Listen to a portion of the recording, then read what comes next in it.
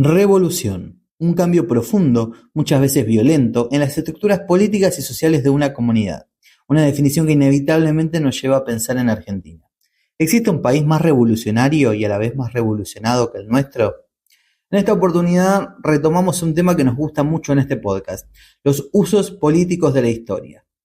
Cuando un presidente toma como ejemplo a seguir a un personaje de nuestra historia o resalta un hecho histórico, nos está hablando directamente de los ideales de su gobierno. Este capítulo habla en profundidad de este tema, centrándonos en el protagonista político de la actualidad, y es por eso que nos preguntamos ¿qué piensa Javier Milei de la historia argentina? En el discurso rápidamente aparecen menciones a Juan Bautista Alberdi y Julio Argentino Roca. Si nos vamos a los ejemplos más contemporáneos, señala que Carlos Saúl Menem fue el mejor presidente de nuestra historia, siendo el broche de oro de un siglo XX que resulta para el olvido, ya que no destaca ningún hecho importante entre 1910 y 1989. Para hablar de estos usos políticos de la historia, tuvimos el honor de contar con la presencia de Fabio Wasserman. Fabio Wasserman es doctor de Historia por la Universidad de Buenos Aires, se desempeña como investigador independiente del CONICET en el Instituto Ravignani y como docente de grado del posgrado de la Facultad de Filosofía y Letras de la Universidad de Buenos Aires y en la Maestría de Historia Conceptual de la Universidad de San Martín. Su área de especialización es la historia política y cultural argentina e iberoamericana entre los siglos XVIII y XIX. Hola, buenas tardes a todos. Estamos acá en un nuevo episodio, en el último capítulo de esta primera temporada de Revolución Podcast. Y hoy nos damos el lujo de hablar con Fabio Wasserman, un historiador muy conocido por todos ustedes seguramente. Así que hola Fabio, buenas tardes. Hola, ¿qué tal, Diego? Buenas tardes. Muy bien. Habíamos hablado para conversar acerca de hoy sobre estos usos de la historia, ¿no? Que se ven sobre todo en el gobierno nacional actual y las repercusiones inmediatas que hay en redes sociales con respecto a eso. Para comenzar a introducirnos, ¿no? ¿Podrías explicar un poco este término de usos políticos de la historia? Sí, normalmente cuando se piensa en el conocimiento histórico, tiende a pensarse en un conocimiento que es construido a partir del uso de determinadas metodologías, recurriendo a fuentes, a evidencia y a marcos interpretativos que permiten construir análisis y relatos sobre acontecimientos, fenómenos y procesos del pasado. Ahora bien, la forma en la cual la sociedad tiene que relacionarse con el pasado no es únicamente a través de lo que se produce, lo que produce el conocimiento histórico en términos académicos o profesionales, sino que el vínculo con el pasado es algo que está extendido por toda la sociedad y de diversas maneras. Y eso implica también que las distintas fuerzas políticas e ideológicas tengan también sus propias visiones e interpretaciones del pasado. En todo caso, ahí lo interesante es porque el pasado, o la historia en general, es importante a la hora de hacer política, ¿no? Es un poco el tema de los usos políticos. Y eso tiene que ver con varias razones, pero una que es fundamental es que, de algún modo, para nuestras sociedades por lo menos, el pasado sigue siendo una referencia importantísima tanto para la construcción de identidades o para el reconocimiento de identidades, como para orientar, dotar de sentido a las acciones, a las fuerzas políticas, a las instituciones, etc. Entonces, los usos políticos tienen que ver con cómo se moviliza en el debate político, en el debate ideológico, las miradas sobre el pasado y ciertas referencias del pasado, ya sean, en general son carácter nacional, porque la política tiene una dimensión nacional, pero puede ser de un alcance más general, puede ser continental o universal, ¿no? O local también. Muy bien, exacto. Y este uso, ¿no? de la historia lo solemos ver relacionado sobre todo a las últimas presidencias. Hay varios trabajos, he tenido la posibilidad también de realizar alguna investigación de este tipo, pero pensando quizás un análisis sobre el uso de la historia por parte del gobierno nacional actual. Te quiero preguntar, ¿vos sentís que dentro de esa batalla cultural que enuncia el gobierno, la historia es uno de esos campos de batalla donde más va a querer llevar a cabo esa batalla cultural? Sí, no sé si es uno de los que más, pero es uno de los escenarios donde da la batalla o es uno de los elementos que moviliza en su batalla. Esto tiene que ver también con varias cosas. En principio porque el discurso mileísta tiene una interpretación del pasado nacional por lo menos tal como está conformado ahora, como bien dijiste, es un fenómeno reciente que se está constituyendo. O sea que no sé si en varios años seguiré del mismo modo, pero por lo menos lo que está planteado ahora es que Argentina tuvo una edad de oro, a fin del siglo XIX y comienzo del siglo XX, y después entró en un proceso de decadencia por obra de lo que ellos llaman socialismo o colectivismo, que es todo lo que no, implique algún modo de injerencia del Estado en la vida social y económica. Y entonces lo que están planteando es una idea de que, bueno, de esa decadencia ahora vendría una regeneración, ¿no? Entonces tienen ese sería como el núcleo básico de la interpretación de la historia nacional, y la usan para referirse tanto a sí mismo como a las otras fuerzas políticas ideológicas, tanto para sostener sus posiciones como para descalificar a la de los contrarios. Entonces, por eso es tan fuerte la reacción que tienen cuando se plantean discusiones históricas, porque es como que estuvieras tocando un elemento central de su discurso, ¿no? Hay algo ahí sobre su forma de reaccionar que tiene que ver con eso, y también con las propias características de lo que es el mismo como fuerza política, tiene a ser confrontativa en todos los aspectos, ¿no? No hay una idea de que hay discusiones que son legítimas y en las cuales se las reconoce al que tiene otra posición alguna forma de legitimidad, sino que es lo que pensamos nosotros y todo lo otro está mal. Entonces ahí eso cambia también las condiciones de debate, de discusión y de usos públicos de la historia, en general no solo políticos. Un poco lo que está pasando ahora. Muy bien. ¿Y estas lecturas que hace el gobierno nacional, sobre todo sobre el Estado, es algo propio de la Argentina o podemos hablar de un fenómeno que se da a nivel internacional de parte de las derechas? No, es un fenómeno internacional de parte de las derechas, claramente. El eslogan de Trump es hagamos América grande de nuevo. O sea, tiene el mismo sentido. Obviamente cada sociedad tiene sus propias características y su propia historia, y qué es lo que significa exactamente volver a ser grande cambia también, ¿no? Pero el núcleo ese funciona. Hay una idea general de que las naciones tenían como un rumbo y en algún momento lo perdieron, y que eso tiene que ver con esto que es lo que se llama socialismo, progresismo, woke, ¿no? Ahí entra una serie de cosas diversas. Eso por otro lado, porque si bien en Argentina la relación entre historia y política tiene una vasta trayectoria y es un elemento muy importante en el debate político desde los inicios de la nación, así podemos decir, no es una particularidad argentina tampoco, ¿no? Eso es algo, yo recuerdo cuando en el gobierno de Macri, en una entrevista que le hizo Carlos Pagni al que era secretario general de la presidencia, ese fue el nombre. ¿Marcos Peña? Marcos Peña, gracias, sí. Él decía que, bueno, que le parecía que la medida de poner animales en los billetes en vez de próceres era algo revolucionario, y además porque pasaba su orden está lleno de gente muerta, pero aparte otra cosa, decía, y que la intensidad del vínculo con el pasado que hay en Argentina es algo solo en nuestra sociedad y es algo normal. Y es mentira, eso no es una particularidad de la sociedad argentina, no es anormal, es algo bastante extendido en el mundo, ahora, hace 10 años, hace 20, hace 30. Obviamente, de nuevo, cada sociedad tiene un vínculo, o plantea un vínculo de distinta manera, pero es muy difícil que se pueda hacer política o disputas en torno a lo público y a lo colectivo, lo cual no se invoque el pasado. Es muy, muy, muy difícil. Eso de hecho, no conozco casos. Exacto. Y parte de esa evocación del pasado que se hace sobre todo, ¿no? Sobre la cuestión de esta etapa del siglo XIX, de la historia argentina, por parte de Milei aparece muy fuerte la imagen de Juan Bautista Alberdi. ¿Bien? ¿Vos notás que hay una cercanía con el discurso real y con los hechos de Alberdi, o sentís que hay una mala interpretación por parte de Milei?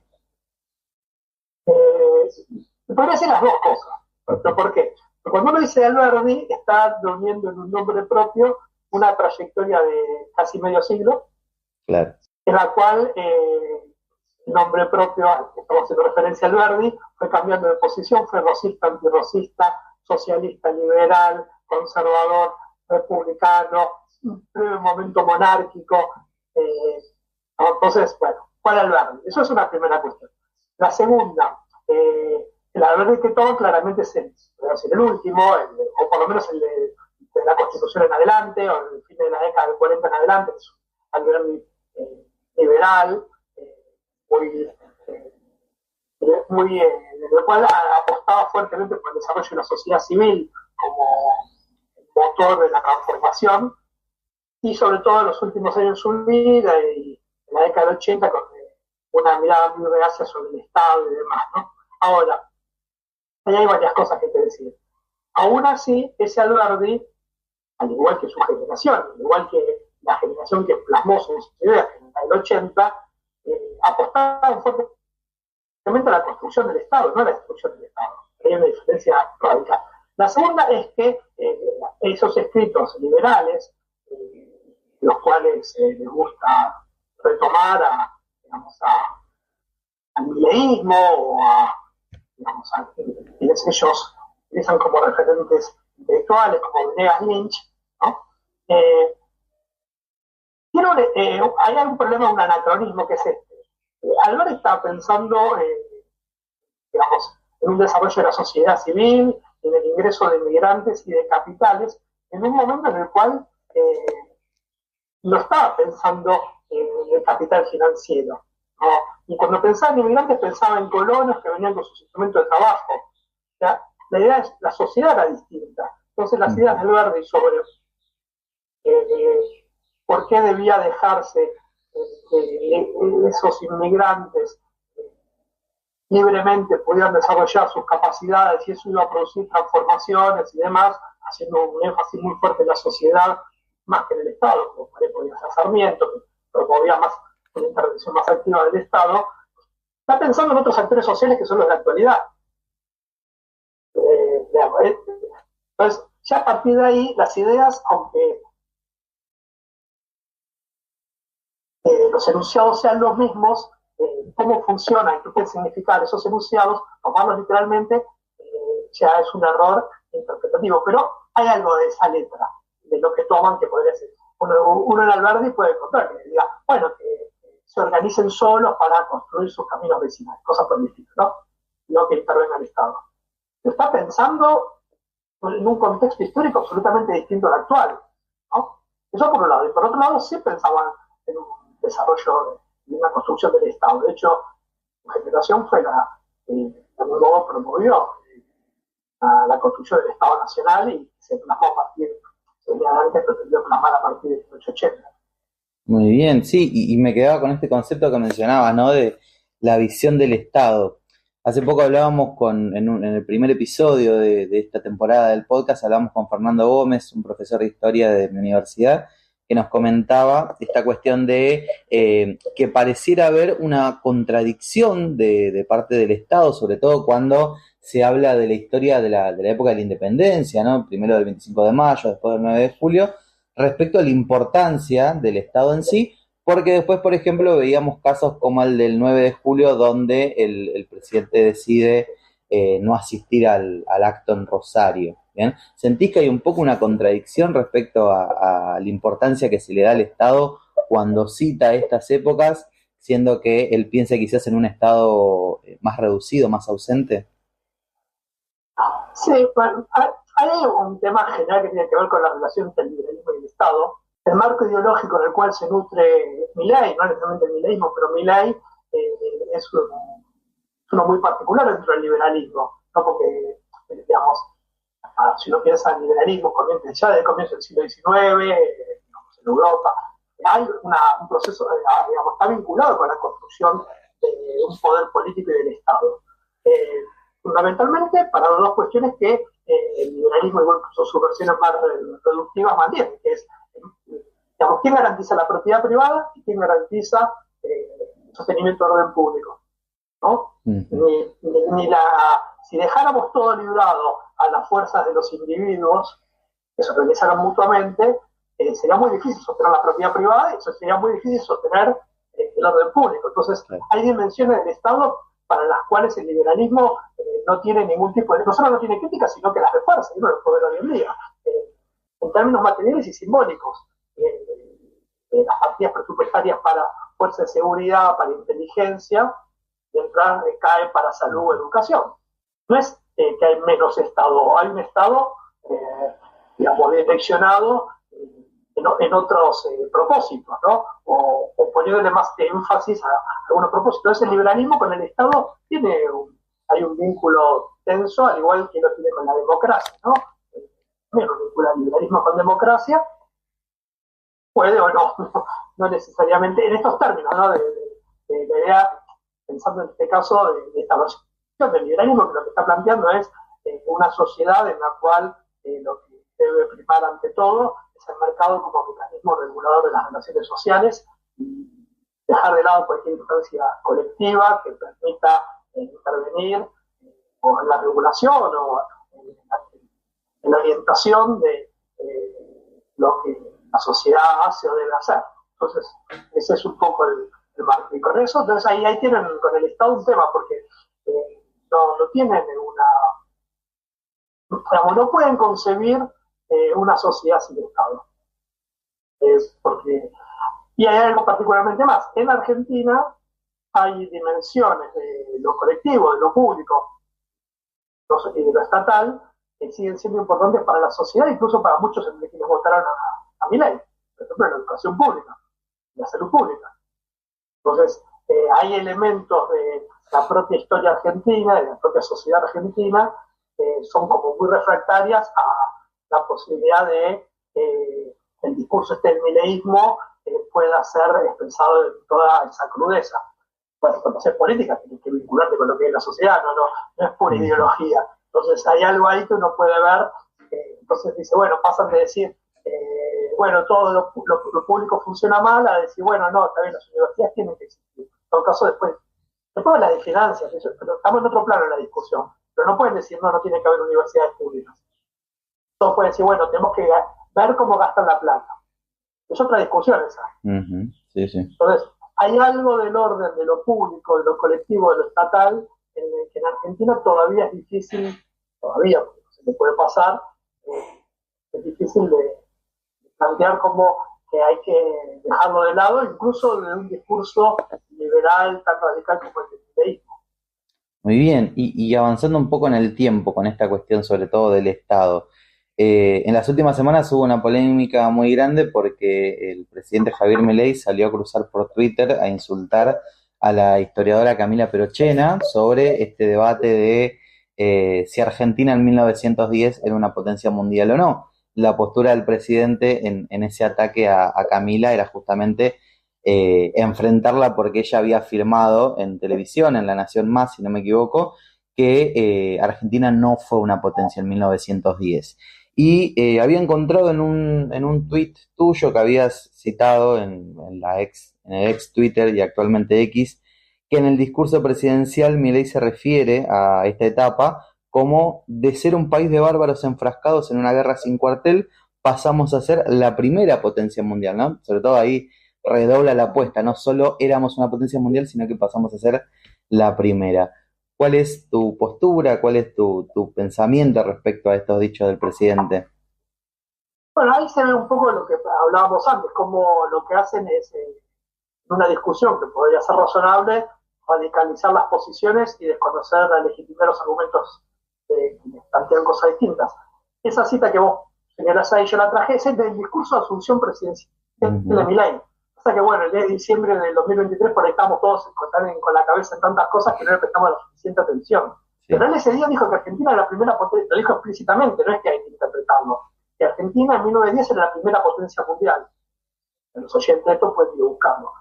Lo cual es ridículo. O sea, a mí lo que me pasa un poco con algunas afirmaciones de Milei, como te decía antes, que hay algunas cuestiones que son discutibles, otras que no tienen ningún sentido.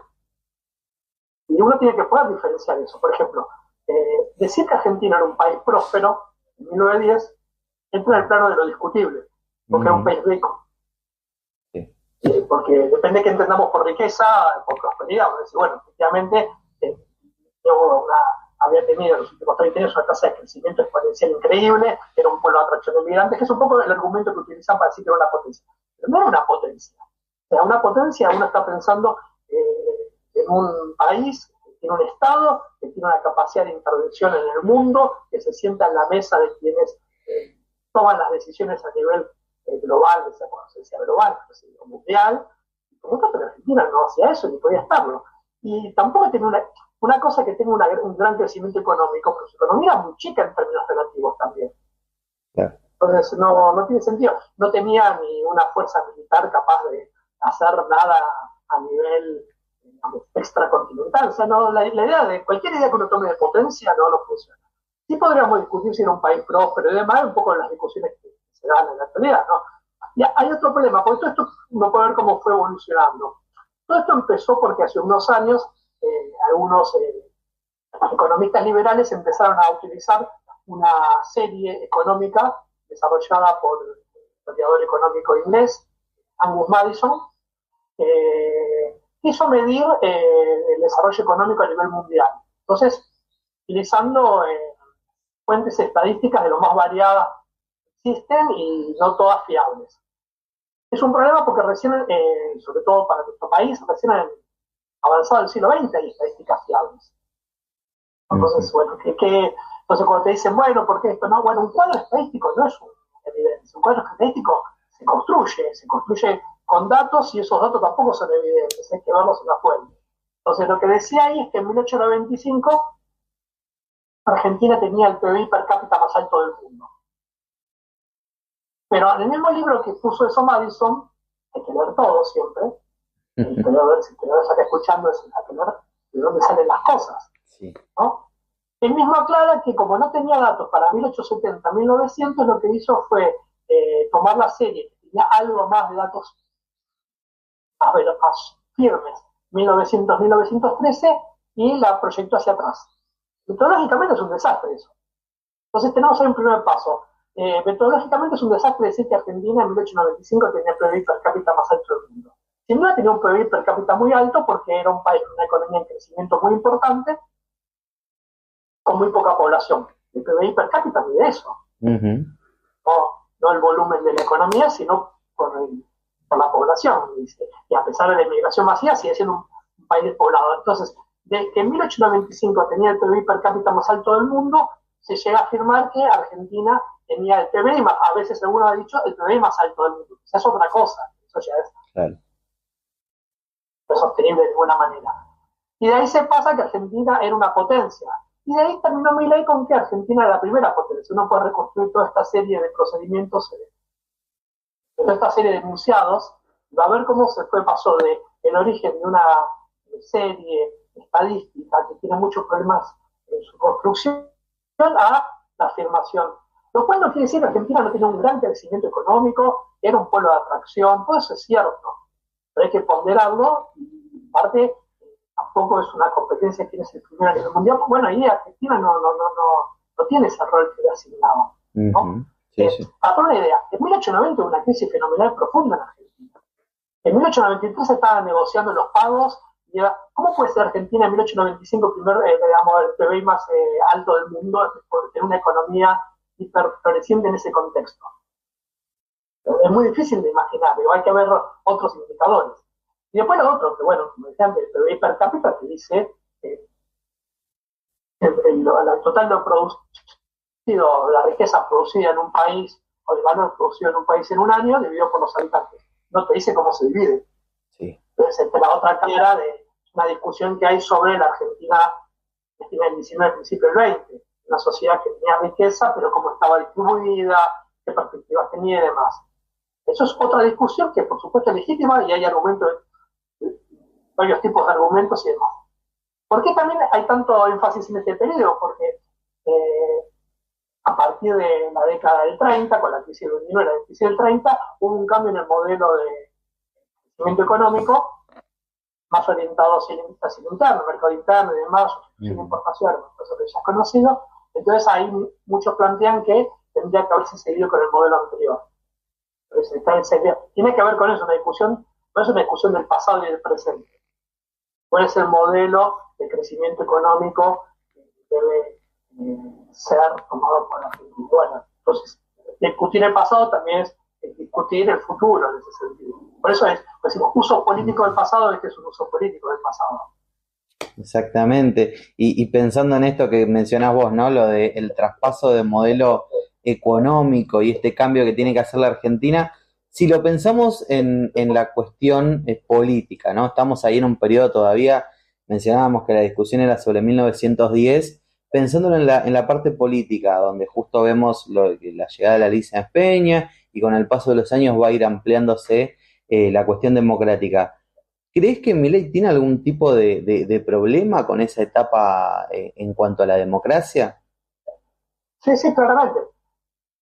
De hecho, es explícito. O sea, si Macri, por ejemplo, y el macrismo planteaba que la decadencia argentina empezó hace 70 años, en ese momento decía 70 años, casi que en 80, claramente hacía referencia al peronismo, Ujú. ¿no? Como que era una fuerza política, eh, digamos, que le dio un peso tan grande al Estado, que eso terminó provocando inflación, crisis, bueno, todo los males que conocemos los argentinos. Milei fue mucho más claro, para él decía 100 años.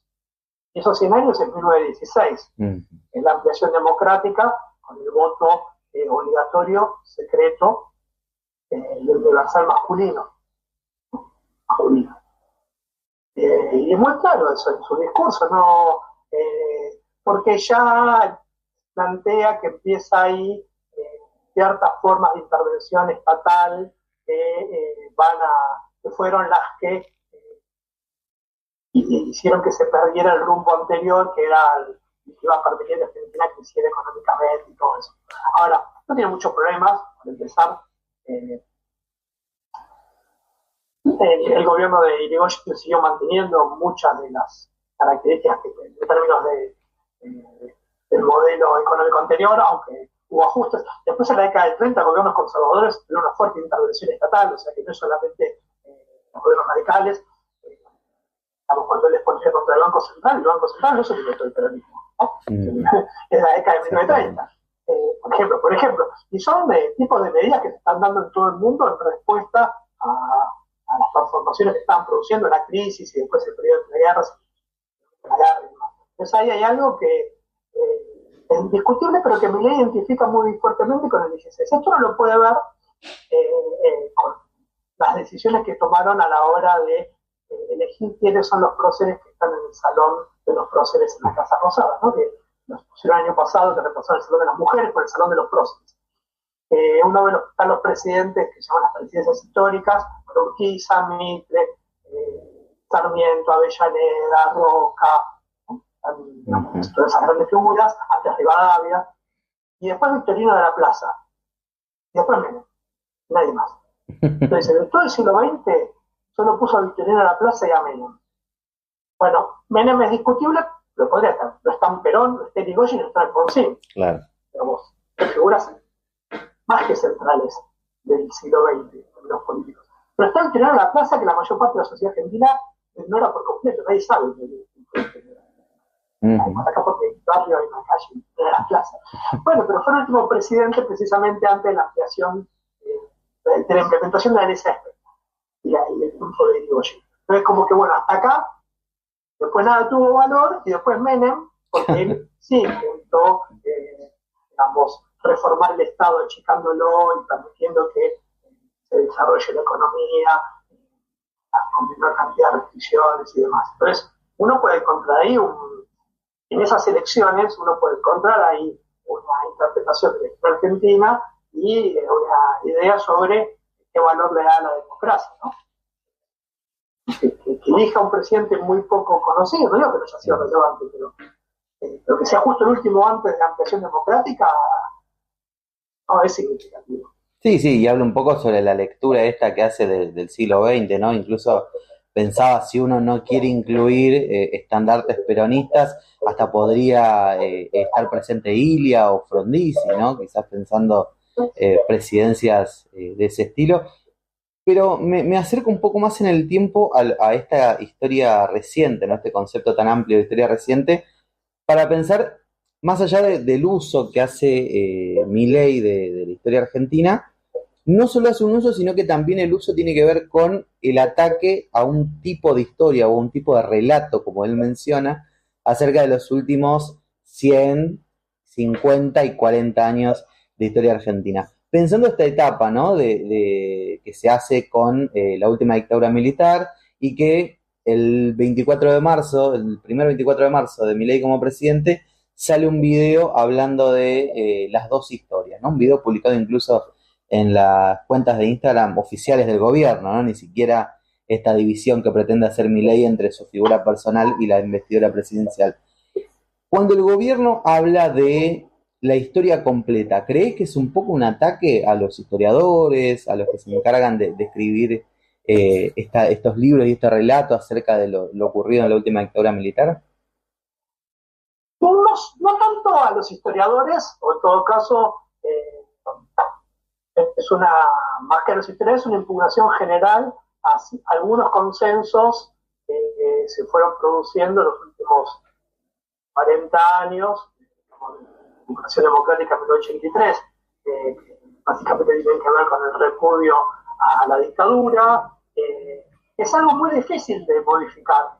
De hecho, a ver, en este sentido, tanto en ese video que vos mencionaste el año pasado como el de este año, que es un poco más armado, más logrado, de solaje,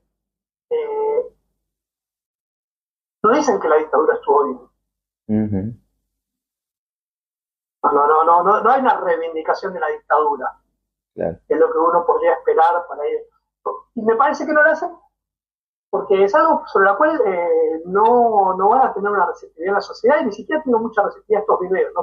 Ahí hay un punto flojo de su discurso, pero sí lo que hay es una impugnación que busca equiparar la violencia política previa a la dictadura con la dictadura.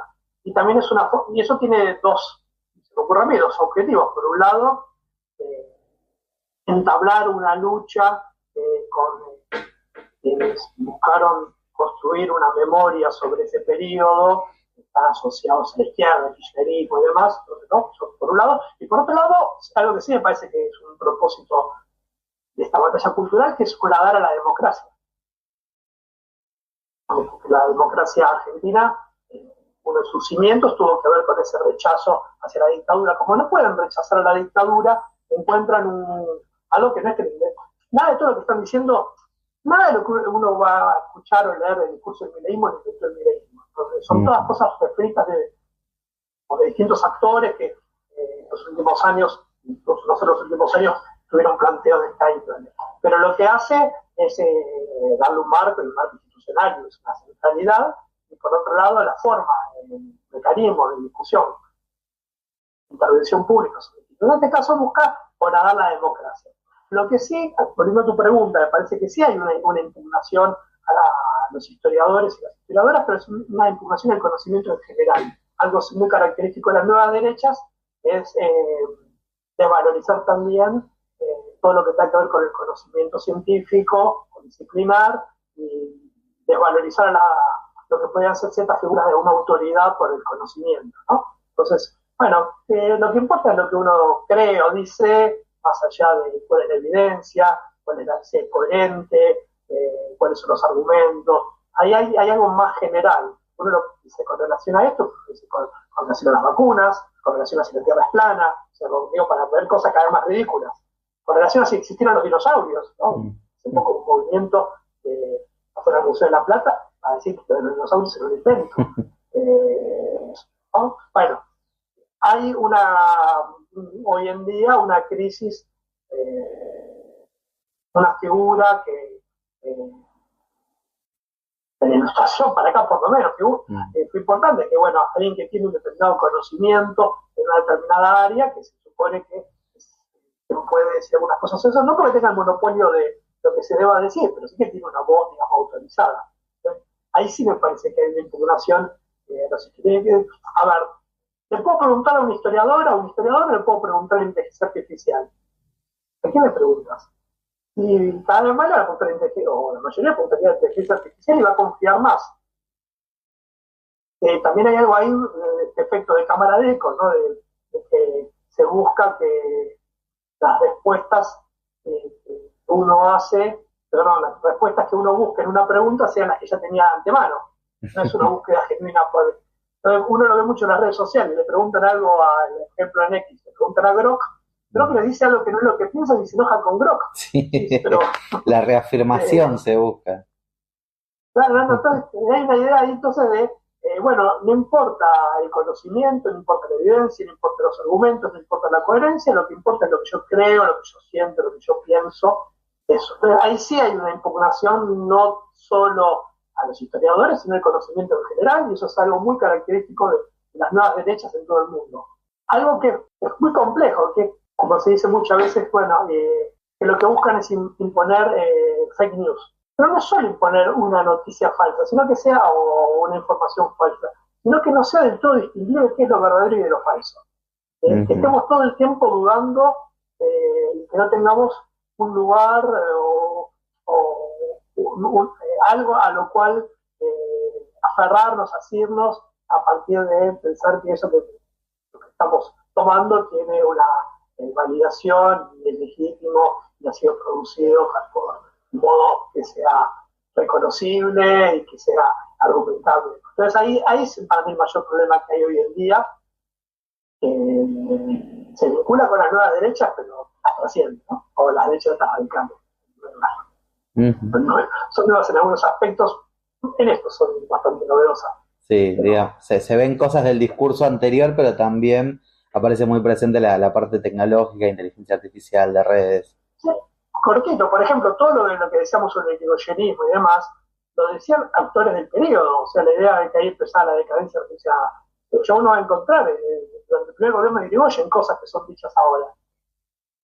Y hay toda una beta del liberalismo conservador argentino durante el siglo XX que sostuvo ese discurso. El problema fue en 1916. No lo inventó Milei. De hecho, Milei lo toma de los Venegas Lynch, que a su vez no sé si está vinculado con Ricardo Sin. O sea, hay una genealogía que uno puede hacer una historia intelectual de este discurso específico de Argentina.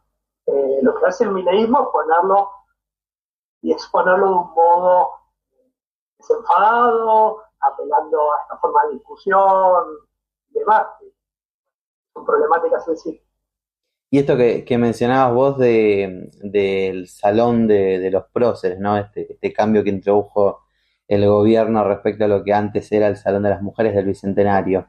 Aparece la figura como único representante de los últimos 80 años de historia, el señor Carlos Saúl Menem. ¿Crees que en la figura de Menem busca un ejemplo a seguir o más una justificación de los actos o los objetivos del Estado, ¿no? Esta idea de reducir la inflación por sobre todas las cosas, por ejemplo. Sí, las dos cosas, porque en esa larga historia del siglo XX lo que ven en el menemismo es como una pequeña, o sea, si el siglo XX fue la decadencia, ese fue el momento en el cual, de su perspectiva, se empezó a retomar la senda perdida a comienzos del siglo XX, ¿no? Entonces ahí aparece Menem como esta figura, digamos, de la cual se reivindica su discurso promercado y demás, ¿no? Entonces, bueno, que sí, efectivamente se vincula con un contenido ideológico del mileísmo y también con esto que como está diciendo, es el último recuerdo exitoso de poner en vereda la inflación a un costo increíble que, bueno, es el que vamos pagando en los próximos años nuevamente y también que duró un tiempo, o sea, ese es el punto, y ahí hay un problema, si quisieran seguir la analogía, es, bueno, ¿cuánto se puede sostener esto sin una política de crecimiento económico? Ya tuvieron el blanqueo, ya tuvieron el préstamo del FMI, quizás consigan otro préstamo, pero no se puede vivir todo el tiempo de préstamos. Ya hicieron el RIGI, no hay inversión. Bueno, nos metemos en el otro terreno, de la economía actual, pero no se ve cuál es, apuestan a la energía, vaca muerta y demás, bueno, pero eso también requiere inversiones, no solo ahí, sino de infraestructura. Que requiere, ellos se llama el capital humano, pero no es que desfinanciaron las ciencias. Cuando te dicen que el problema son las ciencias humanas y sociales, pero también atacan al INTI y al INTA.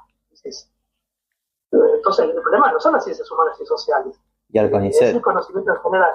Entonces, ahí hay. Eso habla de la radicalidad que tiene el gobierno con relación a estas cuestiones, ¿no? Al conocimiento científico. Bien, y pensaba como para ir recapitulando un poco, ¿no? Y para esta última pregunta, vos mencionabas esta cuestión de una problemática muy importante en los argumentos de parte del gobierno, ¿no? Y del aparato de redes sociales que lo rodea.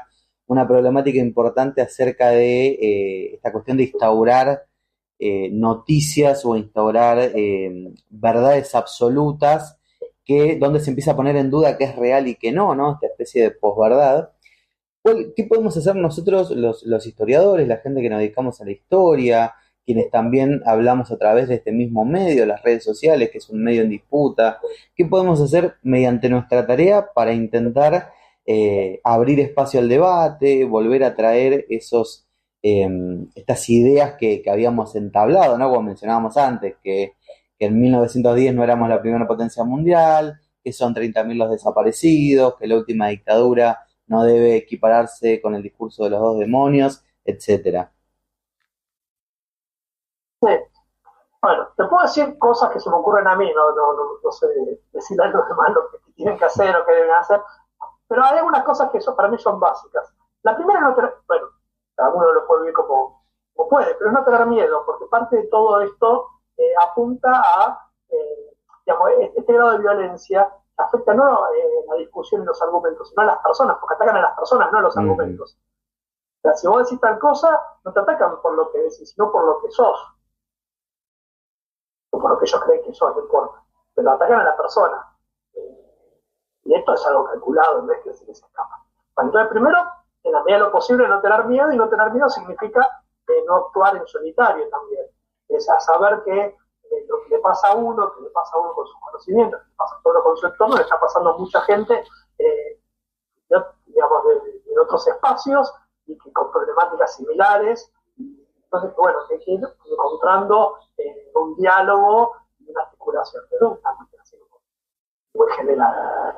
La segunda, que tiene que ver con el no tener miedo, es que si uno cree que lo que está diciendo es correcto por las razones que puede argumentar sobre eso, tiene que hacerlo. O sea, no tiene que intimidarse. O sea, un poco te veías lo que pasó recién con Camila Perochena. Bueno, ella podría haberse ido a la casa y decir, uy, no, la verdad que no puedo poner a discutir con el presidente, o plantear después de esa agresión del presidente, decir, bueno, lo que yo puedo decir desde mi conocimiento es tal cosa. Y eso también llegará a más gente, cada uno de nosotros tiene distintas llegadas, desde la docencia hasta el debate público según el ámbito en el pueblo se encuentre, y ahí me parece que lo que hay que hacer es eso. Después tratar de entender estos mecanismos. Entonces, cuando, digamos,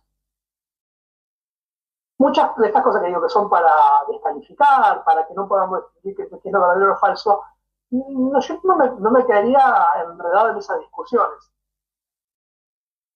O algo más propio de nuestra disciplina. Es muy fácil enmendar la cantidad de errores históricos que tiene el discurso del gobierno y del militarismo en general con relación al pasado. Dicen cosas que no es que uno puede ofrecer otra interpretación, sino que están mal. O sea, ubican a personajes en momentos que no pueden haber estado, cosas muy básicas de nuestra disciplina. Pero uno no puede estar corrigiendo todo el tiempo eso. Porque lo que está en juego no es si Moreno redactó la Declaración de Independencia, como dice el Salón de los Próceres. Sino que lo que está en juego es, primero, desde nuestra disciplina, cómo interpretamos el pasado y cómo el conocimiento del pasado puede ser un elemento que enriquezca el debate público. No tenemos que pensar en enriquecer el debate público, no en empobrecerlo. O sea, tomar el debate, los términos en que lo están planteando, es empobrecerlo. Entonces, si lo que tenemos para decir es complejo, bueno, tenemos que buscar la manera de no dejar de lado esa complejidad, a lo que sí me preocupa porque veo como, bueno, esta idea lógica de las redes sociales, ¿no? Demás, que todo tiene que ser sencillo. Bueno, hay cosas que pueden ser sencillas, otras que no. Hay otras que ameritan, lo cual no quiere decir que uno tiene que usar un lenguaje abstruso o tiene que hacer una jerga, lo que sea, sino, bueno, ok, esta explicación me va a llevar 4 minutos. Sí, está bien que uno tiene que aprender a moverse en ámbitos donde por ahí la atención es menor y es un problema. Pero bueno, si dura 4 minutos la explicación, dura 4 minutos. Si no tienes todo ese tipo de cosas. No me parece que básicamente que no hay que resignar espacio, no hay que resignar discusiones, hay que saber qué discusiones dar, cuáles no dar. Las redes sociales es un gran entrenamiento para eso, porque si yo me pusiera a discutir con todos los trueques y tonterías, pasaría mi vida con eso. Mejor ignorarlos. Aparte se alimentan de eso. Y dar las discusiones que nos parezcan relevantes. O sea, eso. Modelo de país, modelo de crecimiento, digamos, ciertos imaginarios sobre lo que es Argentina.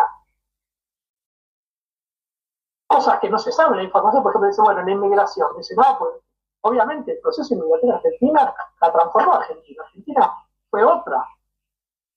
La parte que no te dicen es que la mitad de los inmigrantes, un poquito menos, volvieron o fueron a otros países. Pero también hay que explicar eso. ¿Por qué acá no pudieron o no quisieron quedarse? No falsea lo otro, pero te le da una complejidad mayor. ¿No? Te dice, bueno, efectivamente Argentina era un polo de atracción, ok, ahora, ¿por qué no se quedaban? ¿Cuáles eran las motivaciones? Bueno, sobre eso hay una cantidad de bibliografía que nosotros podemos movilizar de nuestro lado, hay conocimiento sobre eso, y bueno, mi recomendación iría por ese lado, no ceder, y también hay otra cosa, que es que no pensar, eso sí es algo que hablar de estos términos, porque desde hace años hay un ataque a las ciencias humanas y sociales, no ahora, de este gobierno. Entonces, colegas de otras disciplinas tienen también este discurso. Decían, por suerte en los últimos años a muchos han modificado, pero entonces están con bueno, si hay que resignar algo, resignamos esto. ¿No? Ahora, dentro de las ciencias humanas y sociales también hay gente que cree que hay cosas que se estudian que no son significativas y que entonces habría que sacrificar. Siempre uno cree que lo que hay que sacrificar es otra cosa, y que lo no es relevante. Entonces, otra cuestión estratégica es, yo no me voy a poner en este contexto a discutir eso, porque por dos cuestiones. Primero, por una cuestión ética. No voy a impugnar a colegas por sus investigaciones, porque si son investigaciones que han sido evaluadas, yo no. Y segunda, por una cuestión política, porque es una tontería pensar que le va a tocar a otro y no le va a tocar a vos. Claro. Para mí, por eso, lo del INTE y el INTI es muy esclarecedor. No son las ciencias humanas y sociales. Es, digamos, los organismos que apoyan el desarrollo agropecuario y los procesos industriales en Argentina. Entonces, después cuando te dicen que quieren que el CONICET esté orientado hacia la tecnología, hacia las ciencias aplicadas, pero cuando tenés el INTE y el INTI también lo de financiarse. Exactamente. Entonces, no es verdad. Entonces, ¿qué cosa sí haría es eso? No ponerse en esa cosa que a veces muchos se ponen, bueno, no, sí, esto sí hay que hacerlo y habría que sacrificar esto. En todo caso, eso es una discusión democrática sobre cuáles deben ser las prioridades que eso sí hay que darlo, cuáles son las prioridades de la investigación, me parece que está bien. Pero esto no es una discusión sobre cuáles son las prioridades de la investigación, es otra cosa, es una persecución a quienes plantean cuestiones con las cuales ciertos actores políticos y económicos no están de acuerdo. ¿No? Es otra cosa. Entonces, toda la problemática con relación a los estudios sobre perspectiva de género. Por supuesto que las investigaciones pueden estar bien hechas o mal hechas, esa es otra discusión, claro. Y para eso hay evaluaciones. Pero no es lo que estamos planteando, sino la eliminación de campos del conocimiento. Pero bueno, eso lo que hay que hacer es ser solidarios. Entonces, si hay algo que atacan a un colega o a una colega, un colega o de sus trabajos a cuestión de género, hay que ser solidario. Hay que ser solidario. Aunque no sea mi campo de investigación, aunque yo no entienda todo lo que está haciendo, también yo tengo que dar por bueno que si mis trabajos son evaluados y son considerados que son correctos por esas evaluaciones, tengo que aceptar que si fueron evaluados otros colegas por gente de esos campos también lo son. Y no nos ponemos cada uno de nosotros en una de las cosas que uno tiene que aprender, es que bueno, obviamente hay tensiones acá en las disciplinas y demás, y dentro de las disciplinas, pero nadie se puede por sí solo determinar qué es lo que está bien y qué es lo que está mal. Ahí hay un punto. Entonces, en este contexto, yo creo que es muy importante sostener la legitimidad de todos los campos del conocimiento que de distinta manera enriquecen, digamos, a nuestra sociedad. Digo esto básicamente, por ejemplo, todas las cuestiones sobre género y sexualidad. En el debate político argentino, no solo argentino, está hipersexualizado. Entonces, los estudios sobre esto no son significativos. O sea, se quejan, por ejemplo, lo del ano de Batman y el presidente la mitad del tiempo se la pasa hablando de los culos de mandriles. No hay una relación de la sexualización. Bueno, uno puede ir por ese lado, por otro, pero o sea, son trabajos que pueden, o no, digamos, aprenden, no lo sé, pero digo, no habría que cercenar campos de conocimiento y no habría que dejar de ser solidarios con quienes están siendo perseguidos. Pero digo, pues todas cuestiones. Una cuestión ética, hay que ser solidario con esta situación. Otra una cuestión hasta política, porque es esa idea de que a mí no me va a tocar. Muy sorprendido por esto, pensando que a ellos no les iba a tocar. Estas dos cuestiones, una dimensión ética, hay que ser solidario con quienes están siendo atacados por sus investigaciones en el campo que sea. Y por otro lado, una cuestión política que es la necesidad de sostener esto, porque es una idea ingenua pensar que a uno no le va a tocar porque cree que lo que uno hace o investiga es importante, necesario, lo que sea. Y lo que todo esto demuestra es que lo que está impugnando no está a lo cual forma de conocimiento, sino al conocimiento en sí. Y entonces, como un aporte a la sociedad y al crecimiento y a la discusión pública. Bueno, entonces me parece que hay que tener en cuenta estos dos aspectos. Excelente, Fabio. Muchas gracias por participar del capítulo. No, muchas gracias por la invitación.